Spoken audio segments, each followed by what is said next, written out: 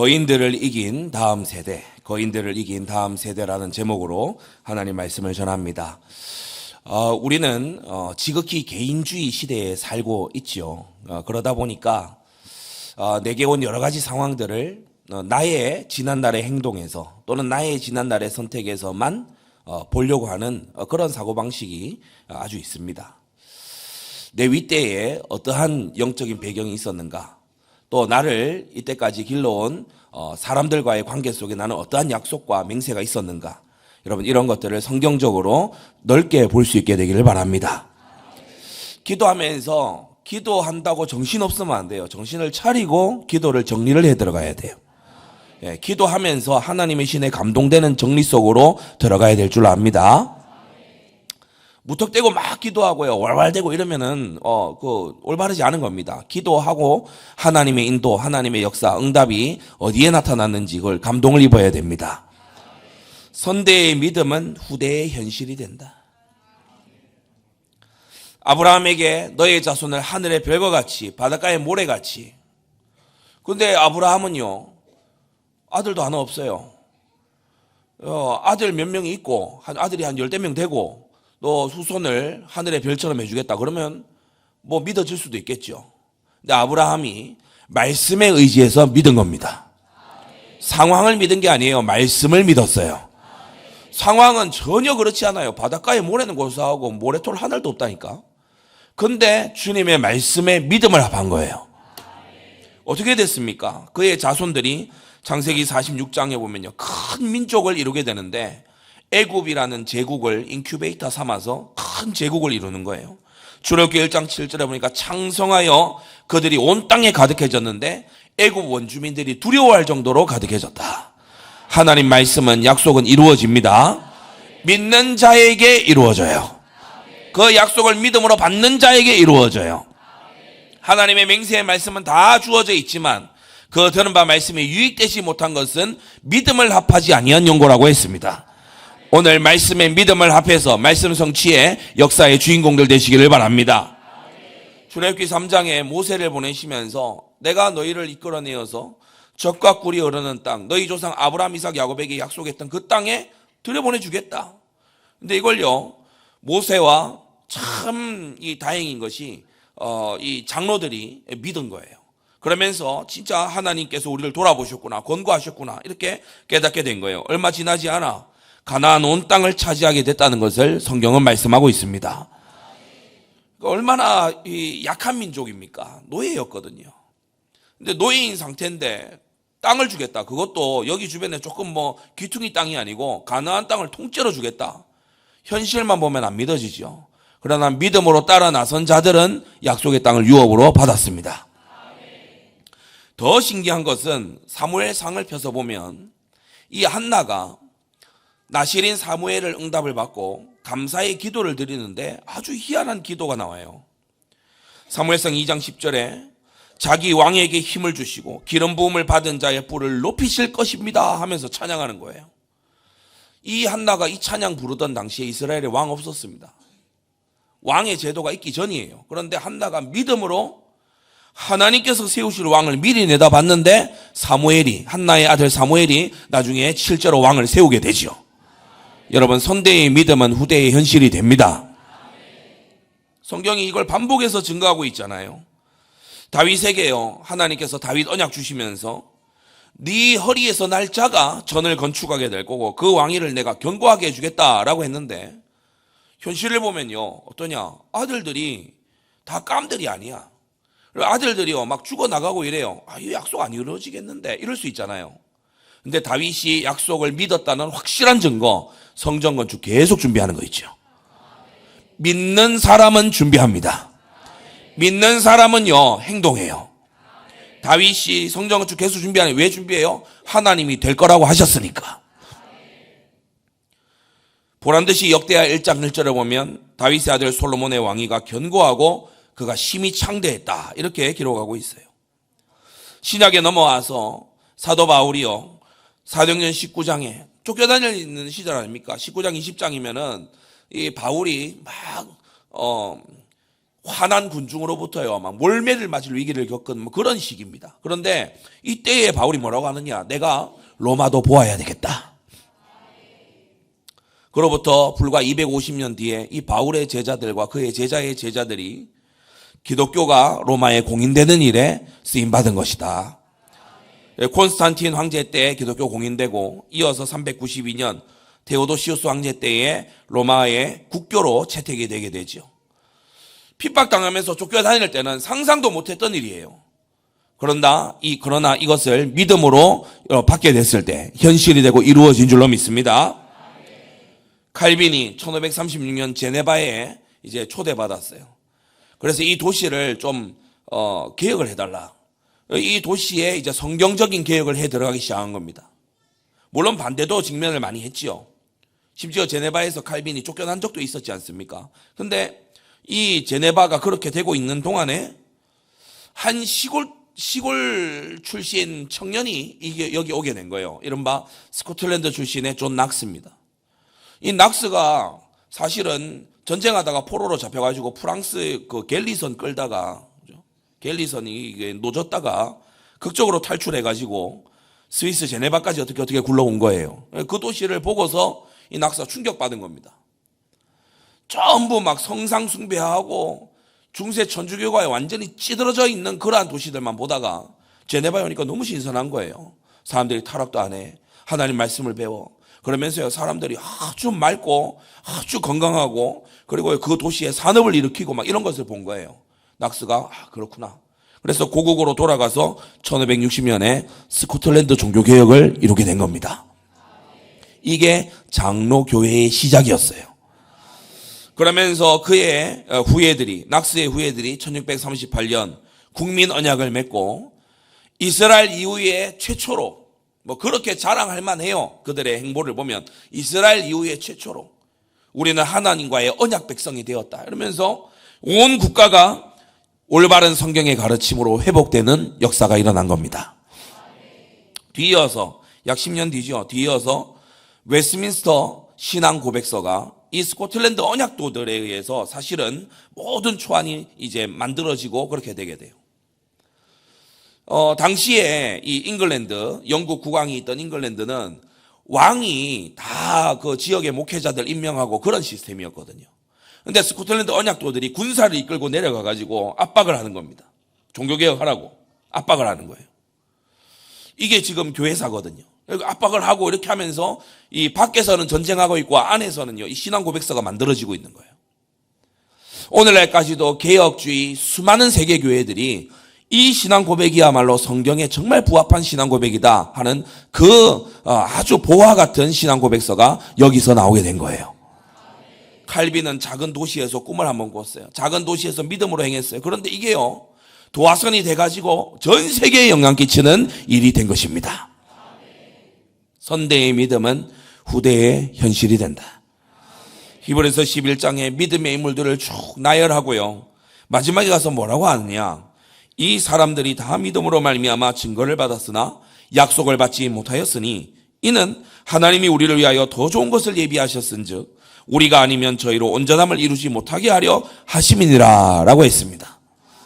여러분이 퍼즐 생각하시면 쉬워요. 퍼즐의 조각들이 이렇게 있지만은 마지막 몇 조각이 와야 다 완성이 되잖아요. 마치 그것처럼 이 믿음의 선진들은요, 하나님을 체험했어요. 응답하시는 하나님을 경험한 거예요. 사시는 하나님을요, 참 그 증거를 얻었어요. 그러나 그들이 약속하신 것을 궁극적으로 받지는 못했는데 그것이 바로 저와 여러분들의 것입니다. 믿음의 산 체험을 하는 거 중요해요. 필요한 일이죠. 하지만 더 중요한 것은 어떠한 약속을 하나님께로부터 받느냐는 것입니다. 저는 우리 성도님들이 일생을 살아가면서 하나님께로부터 약속 있는 생애가 되기를 원합니다. 믿음의 사람들을 보면요, 하나님과의 특별한 관계로 진입을 해서 들어가요. 하나님과의 특별한 관계로 진입하는 게 맹세의 관계 아닙니까? 언약의 관계 아닙니까?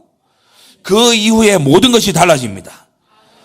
여러분, 이 언약적 믿음을 어떻게 전달할 것이냐, 또 이 언약을 어떻게 가질 것이냐, 이 부분을 여러분이 정말 가슴에 담게 되기를 바랍니다. 완성된 7대 언약의 전달자들이 되시고요, 그 언약 전달자가 되기 위해서 두 겹의 그 자리 속에 있게 되기를 바랍니다. 자, 크게 세 가지인데, 첫째, 이 다윗 왕은요, 하나님의 영광을 사랑했어요. 어느 정도 사랑했냐? 주의 인자가 나의 생명보다 낫다. 그렇게까지 사랑한 거예요. 인생에 많은 장면들이 있겠지만 네 가지만 살펴보면, 먼저는 다윗이 하나님을 정말 사랑하는구나, 목숨 걸고 사랑하는구나, 이걸 알 수 있는 첫 번째 장면이 바로 거인 골리앗과 마주선 때였죠. 사무엘상 17장 26절에 보면, 이 할례 없는 블레셋 사람이 누구간데 사시는 하나님의 군대를 모욕하겠느냐라고 하면서 하나님을 향한, 하나님의 군대를 향한 모욕을요, 자기를 향한 모욕보다 더 심하게 받아들였어요. 하나님의 영광을 사랑하는 다윗이었습니다. 기름 부음을 받고 여호와의 신에 크게 감동된 게 사무엘상 16장이었죠. 그 직후에 거인 골리앗을 만나는 걸 성경이 기록하고 있는데, 하나님의 신에 감동된 사람은 주님께서 이기게 하신다. 다윗은 하나님의 영광을 모욕하는 블레셋 거인 골리앗을 무찔렀어요. 그의 소년 시절이었습니다. 두 번째로, 다윗이 골리앗을 잡고 이스라엘의 영웅이 된 것을 사울이 질투했지요. 그래서 사울에 의해서 쫓겨다니는 시절이 이제 시작되지 않습니까? 이때에 추격에 오는 사울이 기회를 잡은 게 아니고, 쫓겨가던 다윗이 도리어 사울을 죽일 기회를 두 번이나 받게 되지요. 사울을 죽이면 자기는 고난 끝입니다. 사울을 죽이면요, 자기는 광야 생활 끝이에요. 그런데 다윗이 이때 뭐라고 하냐? 내가 손을 들어 여호와의 기름 부음 받은 내 주를 치는 것은 여호와의 금하시는 것이다 라고 하면서 하나님의 의중을 살피는 거예요. 여러분, 내게 유리하면 무조건 응답이고 인도고 좋은 거고, 그게 아닙니다. 하나님의 뜻을 살펴야 돼요. 하나님께서 과연 이것을 기뻐하시는가, 그걸요 볼 줄 알아야 되는 거예요. 다윗은 젊은 날에 이미 이게 되고 있었죠. 다윗은 자신을 죽이려 하지만 하나님의 이름이 걸려있는 사울을 차마 해칠 수 없었던 것입니다. 여러분도 하나님의 이름과 영광이 걸려있는 것을 정말 소중하게 보호하시기를 바랍니다. 그러면서 세 번째, 이제 사울이 죽고 다윗이 이제 왕이 됐어요. 처음에는 유다에서 헤브론에서 유다 왕으로, 이제 이어서 예루살렘에 와서 온 이스라엘의 왕으로 이제 섬기게 됐지요. 이때 예루살렘에 이제 입성하고 딱 이렇게 모든 것이 안정된 다음에 처음으로 다윗이 하고자 했던 일이 바로 하나님의 법궤, 하나님의 임재의 상징인 그 언약궤를 모셔오는 일이었습니다. 이 언약궤를 모셔올 때 여러분 아시는 것처럼 처음에는 실패하잖아요. 베레스 우사 사건이 터지면서 우사가 죽고 실패해요. 다윗이 너무 두려워해요. 근데 그 다음에는 하나님 말씀의 규례에 맞게, 그죠? 하나님 말씀 규례에 맞게 그렇게 언약궤를 딱 모셔오니까 안전하게 들어왔어요. 이때 다윗이 너무 기뻐서 사무엘하 6장 21절에 보면, 나를 택하사 나로 여호와의 백성 이스라엘의 주권자 삼으셨으니 내가 여호와 앞에서 뛰놀리라 하면서요, 춤추면서 하나님을 기뻐하고 찬양하는 거 있지요. 여러분, 무언가를 이루었을 때 여러분은 가장 먼저 뭘 하고 싶습니까? 무언가 평안해졌을 때 가장 먼저 생각나는 게 뭡니까? 다윗은 하나님의 임재가 임해야 된다, 이게 가장 먼저 생각났어요. 왕이 되고 나서 가장 먼저, 가장 성대하게 한 일이 잊혀졌던 법궤를 모셔오는 일이었습니다. 다윗은 하나님의 임재가 다윗 성으로 들어올 때 힘을 다하여서 춤을 추며 기뻐했어요. 사람이 너무 기쁘면요, 춤이 절로 나옵니다. 사람이 너무 기쁘면요, 노래가 절로 나와요. 사람이 너무 감사하면은 가만히 침묵하고 있을 수가 없어요. 여러분도 하나님의 임재를 가장 기뻐하게 되기를 바랍니다. 이제 1월이 지나가고 2월, 3월 뭐 이렇게 되면 아무리 늦어도 대학 합격 발표가 나죠. 그래서 이제 좀 합격을 못한 친구들은 어려울 수 있겠지만 합격한 친구들은 싱글벙글합니다. 그래서 교회 안에서 이렇게 지나가면서 얼굴만 봐도 알아요. 아, 붙었구나. 압니다. 싱글싱글 웃으면서 다녀요. 네. 그거 이상으로 하나님의 임재가 기뻐야 됩니다. 그리고 다윗이 이 언약궤가 들어온 직후에 사무엘하 6장에서 언약궤가 다윗성으로 들어왔지요. 그 다음 장 7장에 보면은 다윗이 바로 자신의 오랜 친구인 선지자 나단에게 성전 건축할 뜻을 내비칩니다. 볼지어다 나는 백향목 궁에 거하거늘 하나님에게는 휘장 가운데 있도다. 그러니까 나단이 물은 마음에 있는 바를 행하소서 이렇게 나오죠.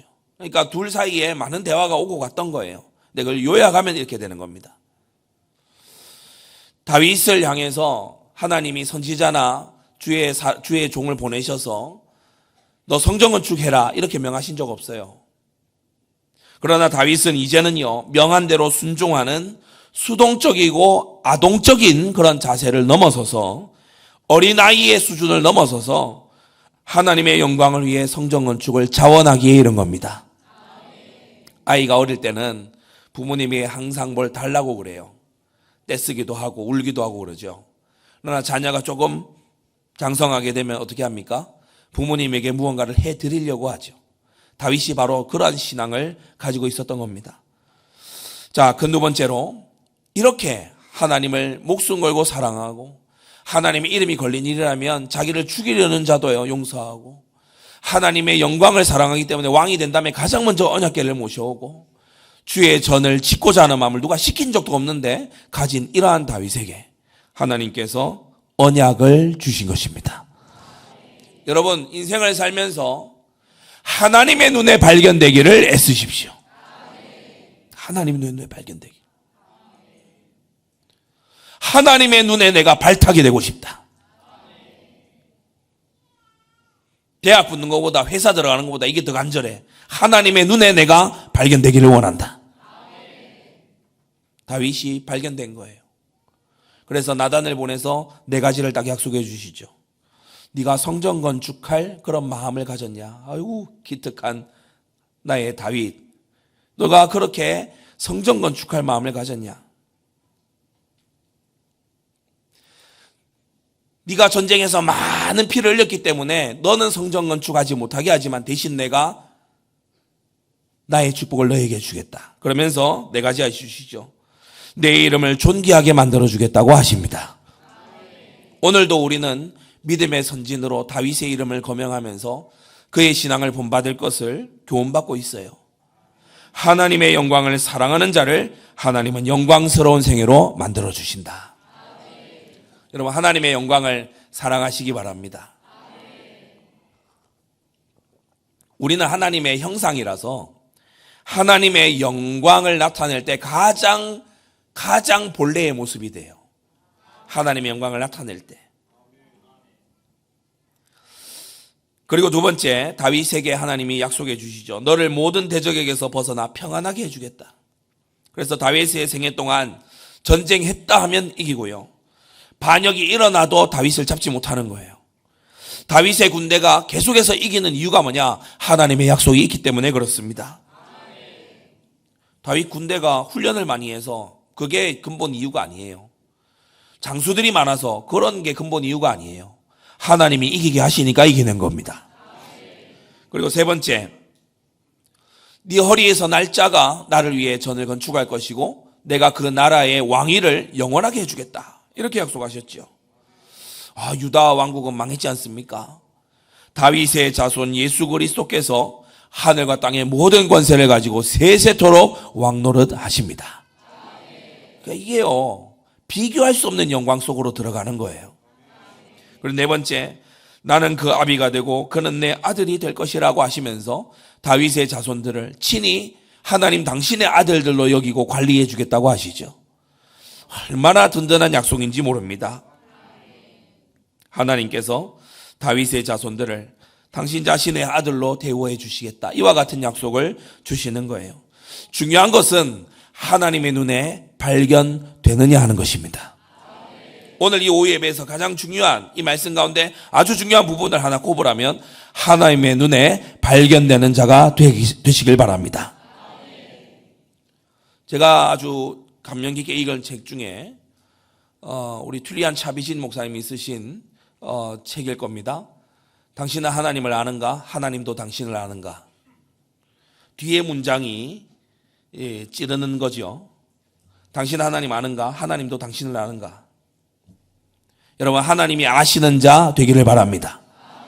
하나님이 나 너 알아 그러면요 굉장히 인생이 달라지기 시작하는 거예요. 세 번째, 자 이렇게 하나님을 사랑하고 하나님과의 특별한 언약 관계 속으로 들어간 이런 다윗을 보고 자란 다음 세대 용사들이 오늘 본문에 등장합니다. 이 자들이 거인 넷을 무찔렀어요. 예나 지금이나 어떠한 대적을 이길 때에 그 대장을 잡으면 끝납니다. 예나 지금이나 마찬가지. 대장 잡으면 끝나요. 현대에는 뭐 이런저런 막 병력도 있고 여러 가지 동원할 그런 게 있지 않습니까? 헤드 잡으면 끝난다니까.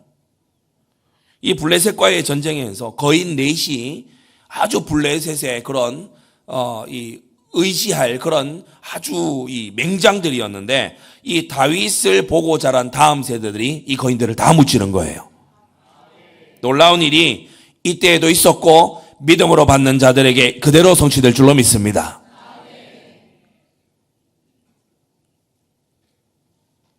승리하는 방법은, 이기는 방법은 간단해. 가장 유력한 것을 치면 다 흩어지게 돼 있어요. 가장 유력한 것 치면 다 끝나요. 전략은 간단한 겁니다. 자, 소년 다윗이 믿음으로 골리앗을 이긴 것을 보고 들으며 자란 세대입니다. 이 지금 나오는 다윗의 장수 4명이 어려서 자랄 때에 다윗이 나가서 골리앗을 쳐 죽였다. 거인을 쳐 죽였다. 그걸요 들으면서 자란 세대예요. 믿음의 증거를 보고 듣고 자라난 그런 세대예요. 지금 여기 나온 아비새, 십부개, 엘하난, 요나단 이 청년 장수들, 이 다음 세대 장수들에게는요, 야 거인을 우리가 어떻게 상대를 하냐? 야 거인은 야 보면은 도망가야지 우리가 어떻게 그걸 맞서냐? 이런 생각이 사라진 세대입니다. 이게 중요해요. 생각의 틀을 깨고 나오는 거예요. 불신앙의 틀을 깨고 나오는 거예요. 야, 어떻게 그렇게 되지? 그걸 해내는 거예요.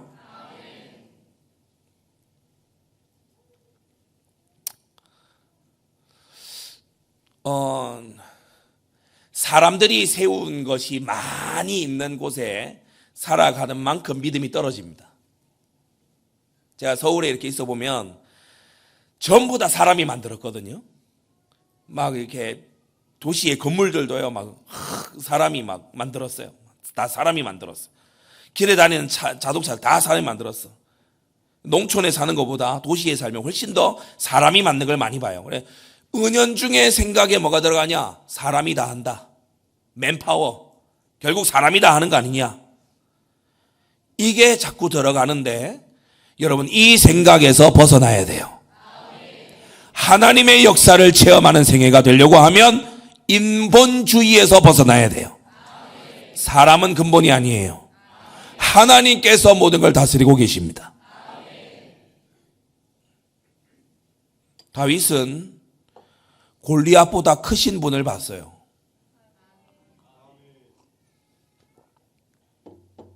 이스라엘 사람 중에 누구도 못 보고 있는 걸 다윗이 봤다고. 근데 이제는 그 다음 세대는 어때요? 이 4명이 다 같이 보는 거야. 내 눈앞에 거인보다 더 큰 분이 계시다. 여러분 이렇게 될 때에 정복의 세대가 일어나게 되는 겁니다.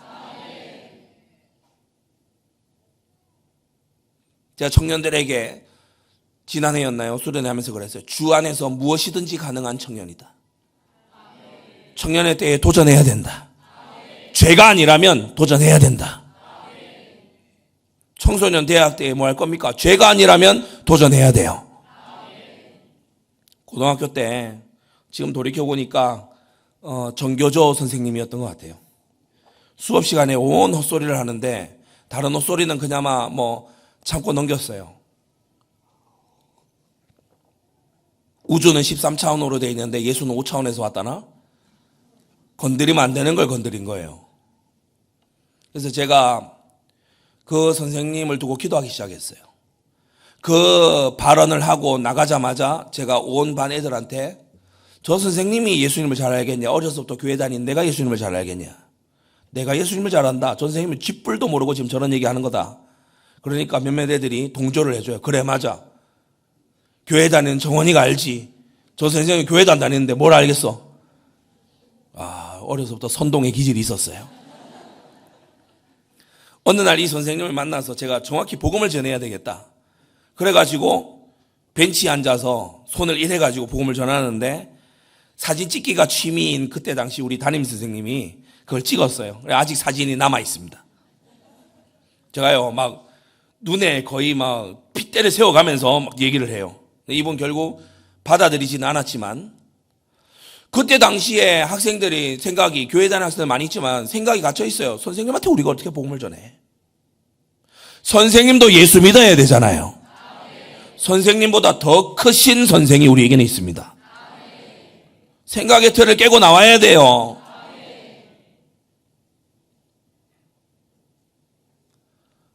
동성애자, 양성애자, 성전환자들 이런 사람들요 막 튀어나와가지고 연단 위에 올라가서 연설하고 막 이러잖아요. 그런 사람들보다 우리가 용기가 없어서 되겠습니까? 믿음의 용기를 갖게 되기를 바랍니다. 복음을 부끄러워하지 말아야 돼요. 예수 믿는 게요 부끄러운 일이 아닌 줄로 믿습니다. 그러면요 여러분이 가서 난 예수 믿는 사람입니다 이 얘기만 해도요 전도의 대화가 시작이 돼. 교회에 대해서 오해했던 거, 성경에 대해서 알고 싶었는데 오해한 거, 그때 설명을 해주는 겁니다. 전도의 문을 여러분이 발견하게 되기를 바랍니다.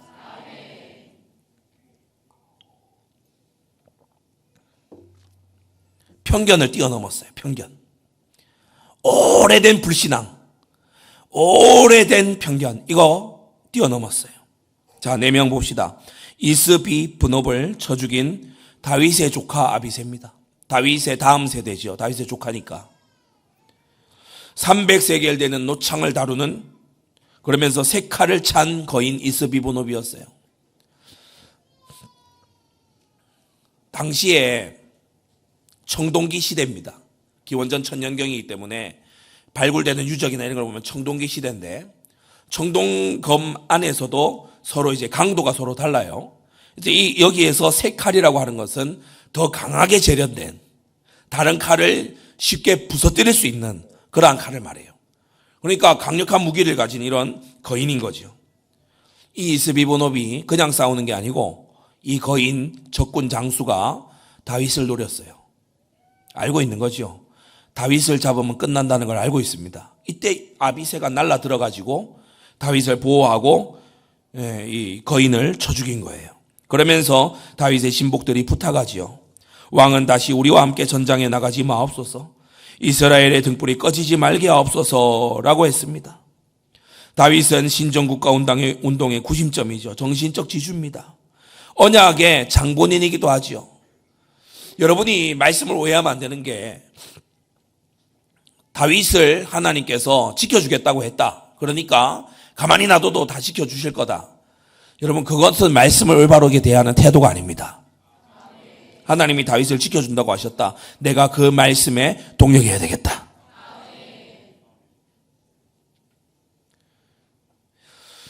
다윗은 이제 나이가 들었어요. 그래서 이제 다윗이 아니라 다음 세대 장수들이 최전방에서 싸워야 될 때가 됐죠.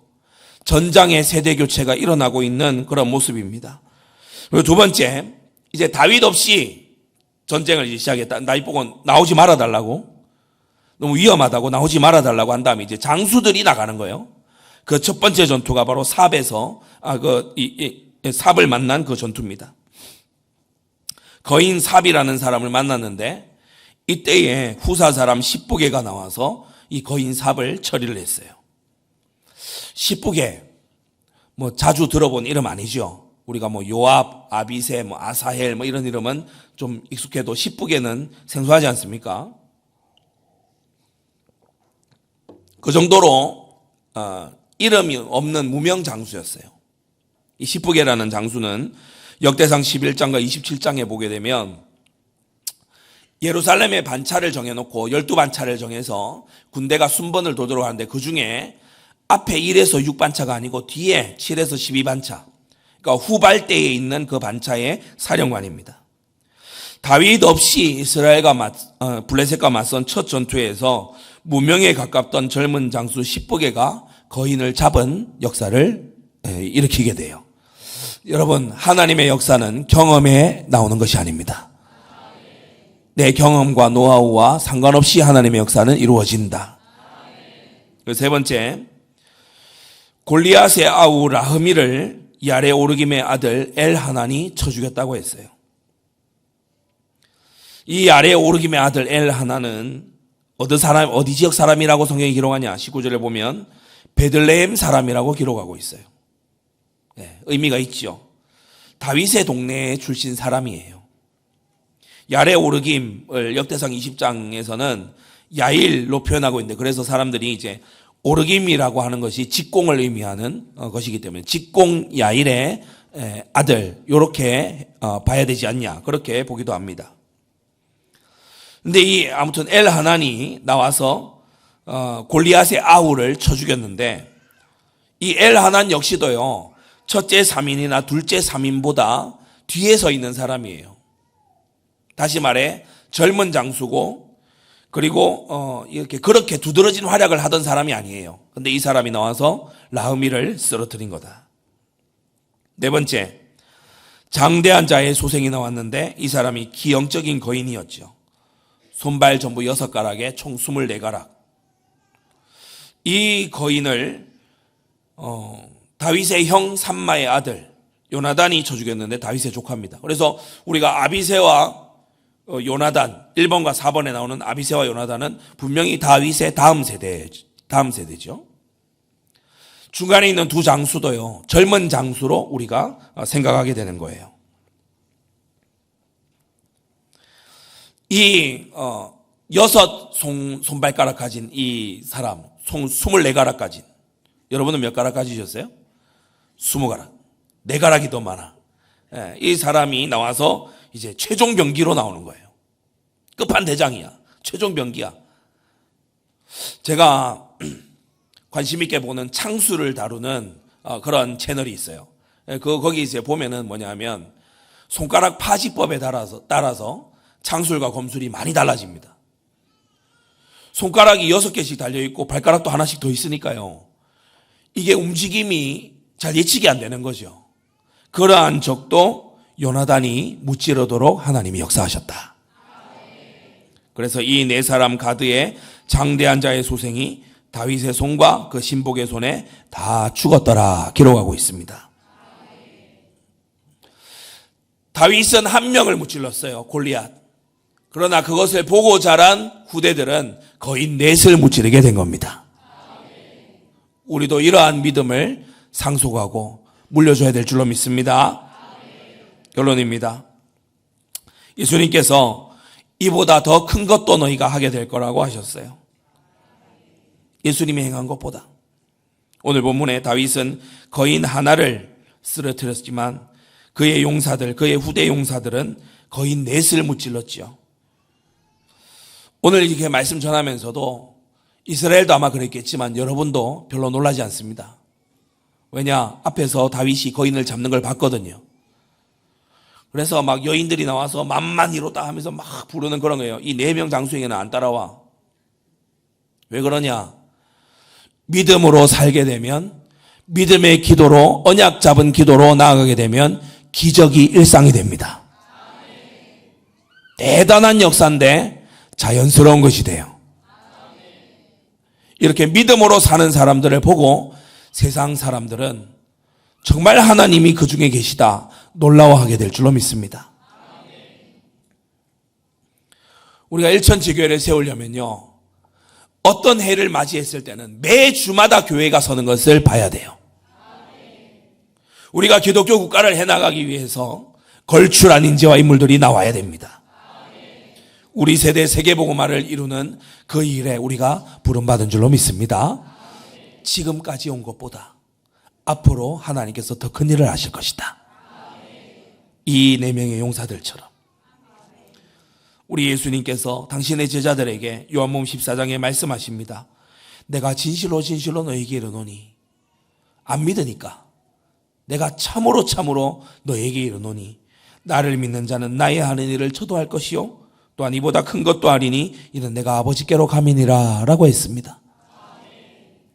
우리는 예수님께 배워서 예수님이 하셨던 지경보다 더 많은 지경을 살려내는 그러한 주의 제자들이 되어야 될 줄 압니다. 기도하겠습니다. 거룩하신 아버지 하나님, 은혜를 감사합니다. 거인들을 이긴 다음 세대를 보며 우리 또한 언약적 믿음을 계승하는 것이 너무나 중요함을 깨닫게 하여 주시옵소서. 소년 다윗이 어떻게 골리앗을 무찔렀는지 보고 듣고 자란 그 다음 세대들이 너무 어려워 보이는 그 일을 너무나 쉽게 너무나 당연하게 해내는 것을 우리로 하여금 보게 하셨습니다. 하나님 아버지, 우리 사랑하는 후대들이 우리보다도 더욱더 믿음의 용사들이 되게 하여 주시옵소서. 우리는 어렵게 지나온 그 길을 우리 후대들은 쉽게 지나가게 하여 주시옵소서. 우리는 징계받고 깨닫는 그것을 후대들은 말씀 듣고 깨닫게 하여 주시옵소서. 예수 그리스도의 이름으로 기도합니다. 아멘.